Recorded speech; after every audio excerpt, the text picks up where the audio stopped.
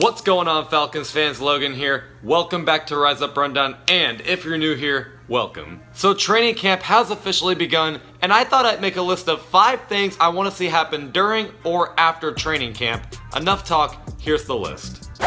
Alright, now before I begin, and I don't like saying this because obviously I want my content to be positive, however, I just want to put out there, we can't always assume that whatever happens in training camp or preseason, in other words, the offseason, whatever happens in the offseason is gonna happen in the regular season.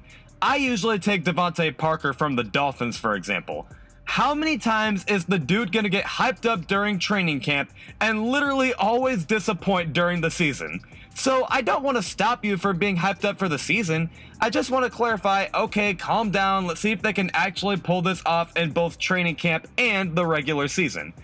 But at the same time, I want training camp to go well. So here are 5 things I want to see happen during or after the Atlanta Falcons 2019 training camp. Number 1, Julio Jones gets his contract extension. That's pretty self-explanatory. And if he does get his money, just know that this was recorded before the event. Number 2, more D-line production. Let's be real with ourselves. Throughout the recent years, even back in the 2008 days, we have never really been all that great on D-line. I don't know why that is, but we just never really seemed to be scary up front. We couldn't develop players like Jonathan Babineau, Croy Bierman wasn't all that good, Rashid Hakeman is coming back, but he's honestly been a bust. Adrian Claiborne is kind of old. And don't you dare say it has been good last year when you so desperately wanted to grab players like Christian Wilkins. And by the way, you're bashing Vic Beasley all the time, so are you sure our D-line has been good? Anyway, on the bright side, Dan Quinn is the defensive coordinator now, and literally all the players on our D-line now are players that he seems to always stand up for the most in press conferences, especially Vic Beasley, so hopefully he'll get this D-line going. Also, Grady Jarrett got a contract extension, so we'll obviously see him hyped up and try to be a leader out there. That should also help our D-line. Number 3, more production from Calvin Ridley. It triggered me every time someone said, "Oh, why did the Falcons draft a receiver when they had Julio Jones?" Okay, yes, he's Julio Jones and he can catch pretty much anything. However, if he's covered by literally every DB on the field, who else are you going to throw it to? Yeah, there's Mohamed Sanu, but who else?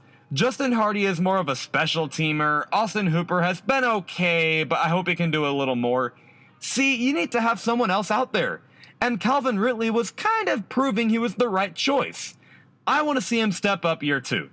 I want to see him play exactly like he did early last season.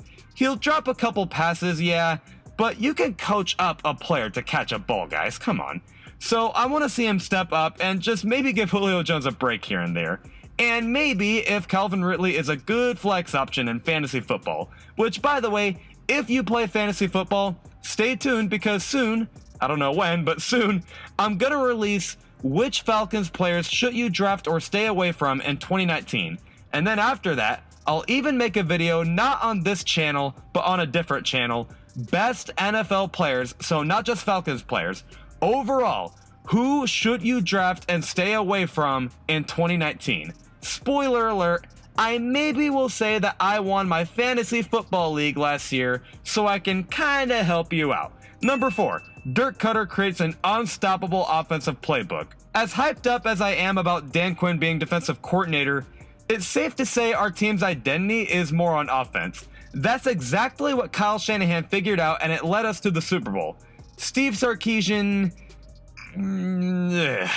but I love the signing of Dirk Koetter to not only fill in as offensive coordinator, but to work with a quarterback he's worked with before.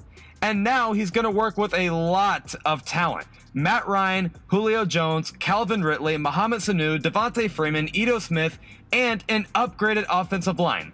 With all of that talent, I hope Dirk Koetter can make this team pretty fun to watch on Sundays and even lead us back to a Super Bowl. Number 5, more production from Isaiah Oliver. Total stud.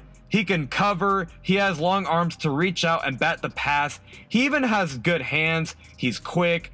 Why did he disappoint last year? Because he was playing nickel corner, and I guess that's not his role. He's gonna replace Robert Alford now as an outside corner, and I want him to prove himself year 2. For more on Isaiah Oliver, check out my 5 defensive Falcons players to watch out for in 2019, as I just go a little more into depth on Isaiah Oliver. But that's all I have. Again, I know we can't exactly hype up what happens in the offseason and expect it to happen during the regular season, but let's hope it does.